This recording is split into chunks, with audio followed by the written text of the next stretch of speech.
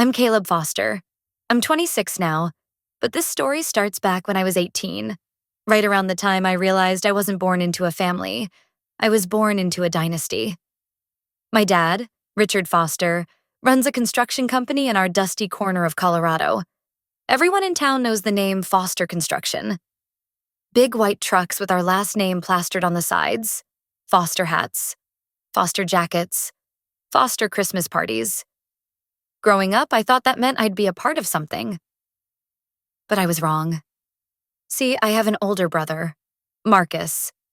He's 2 years older, 6 inches taller, and was always everything my dad wanted. Into sports, good with tools, naturally confident. Meanwhile, I liked sketching buildings, reading zoning laws. Yeah, I was that kid. And asking too many questions at City Hall meetings. Our house was a museum to Marcus's achievements. State championship medals, hunting trip photos with Dad, plaques from youth business expos where Dad clearly filled out half the forms. I had a design scholarship from a local university and a certificate for winning a statewide architecture challenge. Neither made it to the living room. But the moment everything shifted happened the night of Marcus's 24th birthday. We were at a steakhouse Dad had reserved entirely for the occasion, something he'd never done for anyone else. I was home from college, freshly graduated, and quietly proud of what I'd built so far. I'd done internships at 3 urban planning firms and had been invited to co-author a proposal for rezoning an entire downtown area. I thought maybe I'd get a good job that night. Something small, just enough to feel seen. Instead, right before dessert, Dad stood up, tapped his glass, and said, "Tonight's not just about Marcus's birthday. I want to announce something important. Starting this fall, Marcus will be shadowing me full-time. He's going to be the next leader of Foster Construction." People clapped. Some cheered. I blinked. My fork was still in my hand. Then he added, almost offhandedly, "Caleb's got his own thing going, of course." Something with blueprints? A few chuckles. Even Mom laughed like it was harmless. I didn't speak for the rest of the dinner. After the cake, Marcus came over, clapped me on the back like he always does. "You good, bro? You seem quiet." I looked at him and said the first honest thing I'd said all night. "I'm good, just realizing I've been waiting for a seat at the wrong table." He furrowed his brow. "What does that mean?" I smiled. "You'll see." That night, I packed my bags and left the house without saying goodbye. What no one knew, not Dad, not Marcus, not even Mom, was that I'd already signed an apartment lease 3 states over. And I'd been sitting on a business license approval email for the past 48 hours. I'd named it Third Place Studio, a nod to something they'd never understand. What came next nearly broke me, but also rebuilt me in ways none of them could have imagined.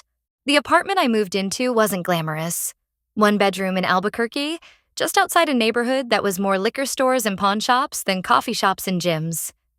The walls were yellowed, the pipes clanged when I ran the water, and the AC barely functioned through the summer.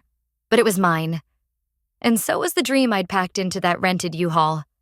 I spent my first month freelancing, designing cheap flyers for local food trucks, converting garages into guest rooms, helping a daycare build a play space that wasn't just cracked concrete and 2 busted slides. The work was gritty, underpaid, and exhausting. I skipped meals some days, lost weight I didn't have, slept 4 hours a night max, but I had a vision. Third Place Studio wouldn't just be a design firm. It'd be a firm that specialized in overlooked neighborhoods, areas my dad's company never touched unless the city handed out massive contracts. Places like the one I lived in now. Places people wanted to leave, but I believed could be reimagined. One day, mid-project on a community park revamp, my phone buzzed. Unknown number. I let it go to voicemail. Then I listened to the message. "Caleb, it's Dad. I heard you've been doing something with housing projects. Someone sent me an article with your name on it. Not sure why you didn't run it by me first. Just don't use the Foster name without approval. People are starting to ask questions." I sat down on the curb, phone still in hand, mouth slightly open. He wasn't proud. He wasn't impressed. He was worried I'd dilute the Foster brand. He saw me as a liability to his empire. I didn't call him back. Instead, I walked into my cramped studio space and opened my laptop. Foster was no longer my middle name. It was my past. I rebranded the business that night. New logo, new tagline, and under my name alone. It was no longer Third Place Studio by Caleb Foster. Now it was just Caleb Design Group. And I made a promise to myself. One day, he wouldn't be able to say my name without someone else asking, "Wait, is that your Caleb?" And he'd have no answer but silence, because he never saw it coming. And he sure as hell didn't build it. The groundbreaking ceremony was set for the first Saturday in May. Clear skies, rented tents, folding chairs, catered tacos. The kind of event that made headlines in small towns. The town I left behind was finally catching up to my name, even if it didn't know it yet. Third Place Studio, now Caleb Design Group, had just landed its biggest contract to date, revitalizing the neglected historic district in the very place I grew up. Irony doesn't get more poetic than that. Except the construction contract for the build-out? It went to Foster Construction, my father's company. I didn't know that until a week before the event. Apparently, the city council wanted to honor tradition by bringing in a trusted local name. I stared at the email like it was a glitch. Nope, not a glitch. My design. His labor. On the same job site. Sharing the same stage. My stomach flipped when I read that he and Marcus would both be attending. I hadn't seen either of them in almost 3 years. Last time we were in the same room, I was packing my car and Dad was lecturing me about not being cut from leadership cloth. But now, I was leading the damn redesign of the entire downtown core, and they were laying bricks under my blueprints. The morning of the event, I wore black slacks and a gray blazer. Not flashy, just sharp enough to feel grounded. As I approached the site, I saw the banners lining the fence. Foster Construction X Caleb Design Group, rebuilding tomorrow. My name, on equal footing, side by side. I was shaking. The ceremony began with city officials thanking everyone who helped make the project possible. The mayor gave her a typical speech about economic renewal and public-private partnerships. Then came the introductions. And now, the coordinator announced, we'd like to invite the lead designer of this revitalization project, Mr. Caleb Foster. Caleb Nolan, to say a few words. Yeah, I'd changed my last name a year prior. Took Mom's maiden name. Quietly, legally, no fanfare. I hadn't planned on correcting anyone today, but when he slipped, I stepped forward and took the mic anyway. I looked out over the crowd. Contractors, reporters, city officials. And near the front, my dad, arms crossed, Marcus beside him, stiff as a beam. I'm honored to stand here today, I began. Not because I was asked, but because I worked for it. Every sketch, every revision, every fight for funding. This project reflects people who are tired of being overlooked. Just like these buildings. I paused. And just like me. Some people clapped. Others just watched. But I want to share something personal, I continued. Because I know there are folks here who knew me before any of this. Before the magazine features or the rebrands. Before I stopped being a Foster. A ripple went through the crowd.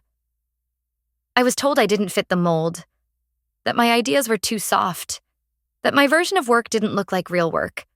So I left. I left this town. I left that name. And I built something better. Not just for me, but for the parts of this place that deserved more than patches and platitudes. The air shifted. I locked eyes with my dad. He wasn't angry. He looked embarrassed.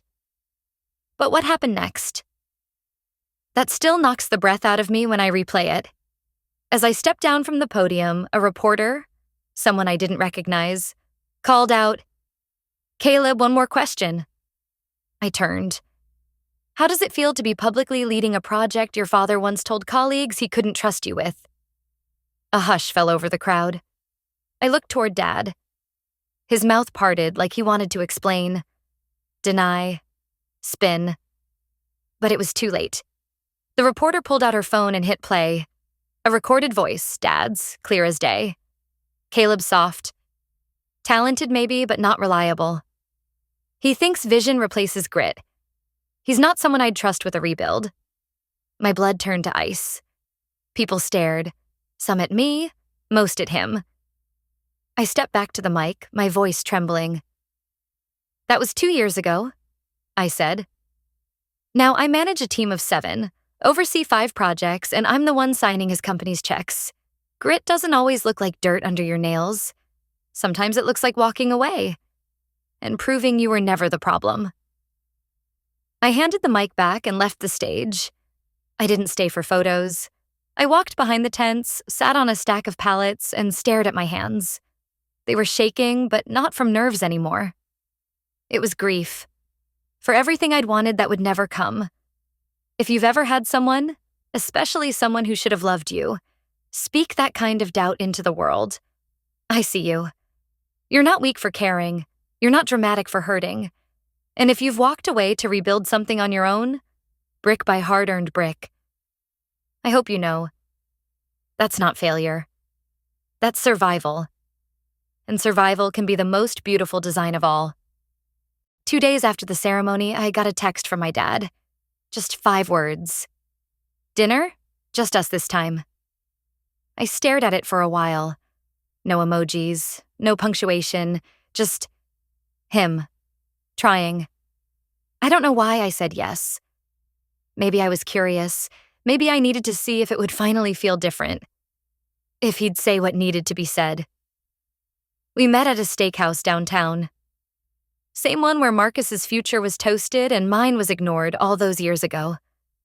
The waitstaff still wore those stiff white aprons and spoke like they were serving royalty. Dad had already ordered a scotch. Neat. Caleb, he said when I walked in, standing up like we were 2 colleagues closing a deal. You look good. Thanks, I replied, sliding into the booth. I eat now.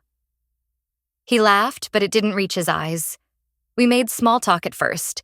Construction updates, weather, a neighbor who moved to Arizona. Then came the shift. His voice dropped a bit lower. He leaned in. I want to talk about what happened, he said, at the ceremony. I nodded, waiting.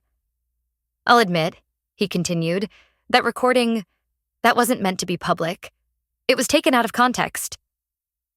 There it was. Not an apology. Just damage control. I didn't respond. Just kept sipping my water. I've been thinking about you a lot, he said, and about how far you've come. You've built something real, stable, impressive, and I want to recognize that. He reached into his jacket and pulled out an envelope, placed it on the table between us like an offering. 20,000, he said. Use it for whatever you need, PR, expansion, even just a buffer. I want to support you now. For real. I stared at the envelope. I didn't touch it. Is this a check? I asked slowly. Or a bribe to stay quiet? Dad flinched. It's support. You didn't support me when I was sleeping in a roach-infested apartment and eating dollar ramen twice a day. You didn't support me when you told people I wasn't cut out for the real world. You didn't support me when I asked to intern at your firm and you said, stick to your sketches. His jaw tightened. That was then. I picked up the envelope, opened it. The check was real. Crisp. Signed. $20,000 with my name on it. I folded it once, then again. Then tore it clean in half. Then in half again. Dad stared. His face went pale. You can't buy your way into my story, I said, voice steady. You were a chapter I had to rewrite. The waiter arrived just then with the food. I'd ordered salmon. It looked perfect, but I'd lost my appetite. Dad didn't say anything for a while, just stared at the check fragments between us. Then, finally, he said something I didn't expect. You changed your last name. I looked at him. Really looked at him. Yes. To erase me? No, I said. To reclaim me. He blinked, and for a split second I saw something in his expression. Fear, maybe. Not of me, but of what he no longer controlled. The rest of the meal was quiet. I left before dessert. No hug, no handshake. Just distance. But here's the twist. The next morning, I got a call from Marcus. He sounded weirdly formal. "Hey, just thought you should know." He paused. "Dad submitted a proposal yesterday to redesign the executive office floor at Foster Construction. He listed you as the lead design consultant." I sat up straight. "Excuse me?" Apparently, he told the board he wants to modernize the company from the inside out. Thought it'd be poetic. A gesture. A gesture. He hadn't told me. Hadn't asked me. He just used my name, my brand, my work. Again. "Thanks for the heads up," I said quietly, then hung up. My phone slipped out of my hand onto the table. And for the first time in a long time, I didn't feel anger. I felt grief. Grief that no matter how much I build, part of him will always try to claim it. If you've ever had someone take your voice and call it their contribution, if you've ever watched someone twist your success into their redemption arc, I want you to know, you're not alone. Some of us aren't trying to get even. We're just trying to get free. 2 weeks after Dad submitted the proposal with my name on it, I served him a cease and desist. I didn't want to. God, I didn't. But if there's one thing I'd learned after years of being called soft, it's that boundaries aren't cruelty. They're the blueprint to a life that doesn't collapse under other people's weight. My lawyer sent the letter on a Monday. By Thursday, I got a call from one of the Foster Construction board members, an older guy named Gerald I barely remembered from my childhood. His tone was clipped. "We weren't aware the use of your name was unauthorized," he said. "We've pulled the proposal." Dad never called, but I heard through Marcus that he didn't show up to work for 3 days. That weekend, I hosted the launch event for the Foster Nolan First Gen Fund, a scholarship I created for kids like me. Not perfect students, not polished resumes, just raw potential and grit. It was held at the same community center where I once slept in my car between job sites. I invited Marcus, Grandma, former clients, professors who'd believed in me. Zoe flew in from out of state with a bottle of cheap champagne and tears already welling in her eyes. Dad didn't come, but I'd left a seat open anyway, just in case. When I took the stage to speak, I didn't wear a suit. I wore jeans and the same gray blazer from the groundbreaking ceremony. A little wrinkled, a little frayed, just like the kid who started all of this. "My name is Caleb Nolan," I said, and I wasn't the legacy anyone expected. Laughter, then stillness. I didn't inherit a business. I inherited silence. Shrugs, redirections. I inherited a blueprint that didn't have room for someone like me. I paused, scanning the crowd. So I built my own, and now I'm using it to carve open the door for someone else. The crowd stood, applauded. A few cried, and as I stepped down from the podium, Zoe handed me her phone. "It's from Marcus," she whispered. "He said to read it later." That night, back at my apartment, I finally did. "He's stepping down, quietly. Says the board lost confidence after your letter. Blames stress. I think he finally realized the empire he tried to control, it was never really his. It was yours the moment you stopped asking for permission." I didn't reply. I just sat there, alone in the quiet, staring at the ceiling and letting it all wash over me. The betrayal, the silence, the clawing fight to be seen. And the moment I realized I wasn't just free, I was untouchable. Dad didn't lose money. He didn't go to court. But he lost the one thing men like him value more than anything: the story they tell about themselves. And I took back the pen. The lesson I've learned? Reputation isn't worth keeping if it's built on manipulation and silence. And sometimes the deepest kind of forgiveness is not letting them do it to anyone else again. If you've ever been underestimated or had your true worth twisted by someone, I hope you'll share your story below. I truly read every single one. And if you're still rebuilding yourself from the rubble, like I once did, Stick around. We still have so many truths left to tell each other.